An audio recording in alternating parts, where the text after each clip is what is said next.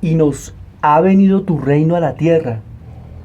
Políticamente, la situación de los judíos en los tiempos de Jesús era desesperada. Llevaban la mayor parte del siglo como siervos de Roma y además de haber perdido la libertad, los gravaban con unos impuestos casi intolerables. Hubo cuatro grupos que tomaron otras tantas actitudes en respuesta a su difícil posición.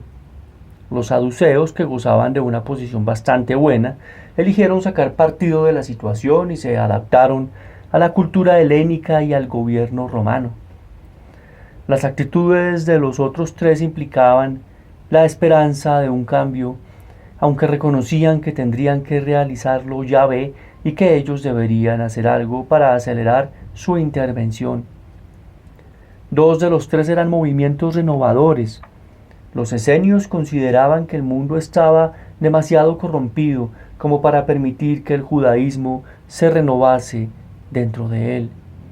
Pero lo que abandonaron toda iniciativa y retirándose a comunas de propiedad compartida, se dedicaron a llevar una vida de disciplina y piedad.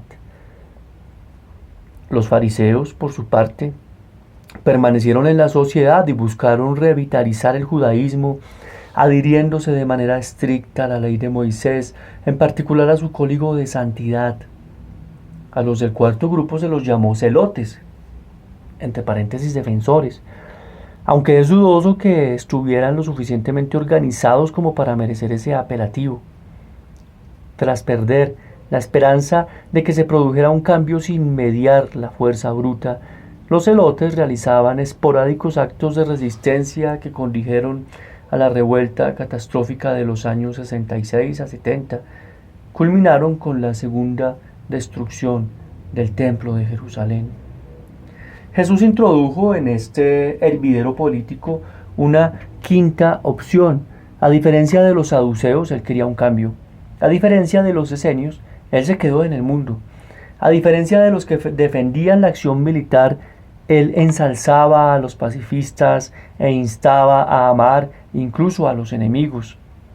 Quienes más cerca de Jesús estuvieron fueron los fariseos, porque la diferencia entre ambos era solo una cuestión de acento.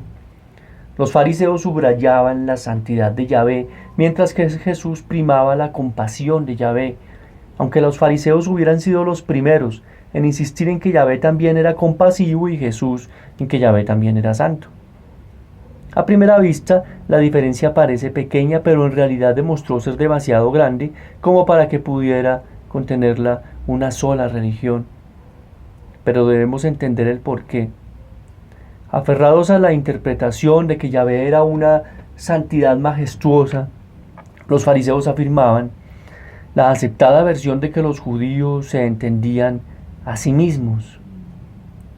Yahvé, por ser santo, quería santificar el mundo entero y para cumplir este objetivo había elegido a los judíos para que le abrieran el camino de la santidad a la historia humana. En el monte Sinaí, Yahvé había promulgado un código de santidad cuya fiel observancia haría de los hebreos una nación de sacerdotes. La sentencia de Yahvé: serán santos así como yo, el Señor, vuestro Dios, soy santo. Se convirtió en la contraseña de los fariseos. Según ellos, había sido la mala observancia del código de santidad lo que había llevado a los judíos a su situación degradante, y solo el retorno decidido a él podría revertir la situación.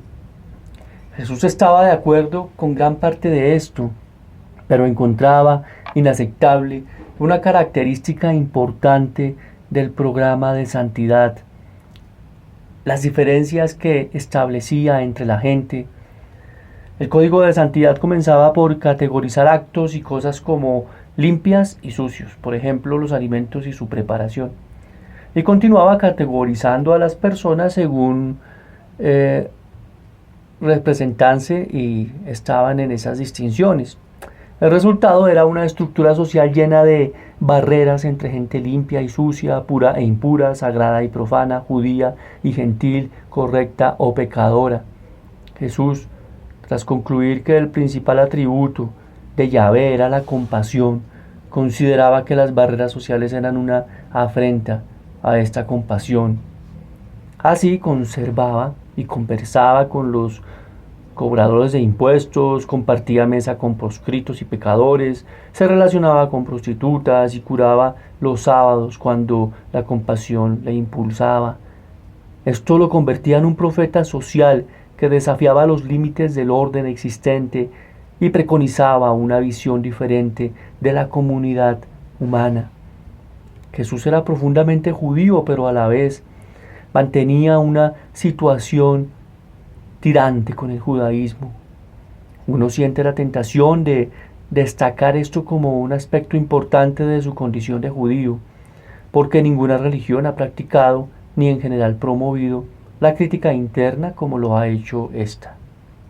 Jesús consideraba que el código de santidad y las diferencias que de él se habían derivado habían sido necesarios para elevar a los judíos a un nivel de pureza que superase el de sus vecinos. Sin embargo, de su propio encuentro con Dios, sacó la conclusión de que, tal como se practicaba en aquel tiempo, el sistema de pureza había creado divisiones sociales que ponían en peligro la compasión de Dios, compasión que en principio admitían los fariseos por igual. Es importante subrayar que la cuestión no era la compasión de Dios, era si el sistema social que el código de santidad, con sus obras externas, había estructurado era compasivo.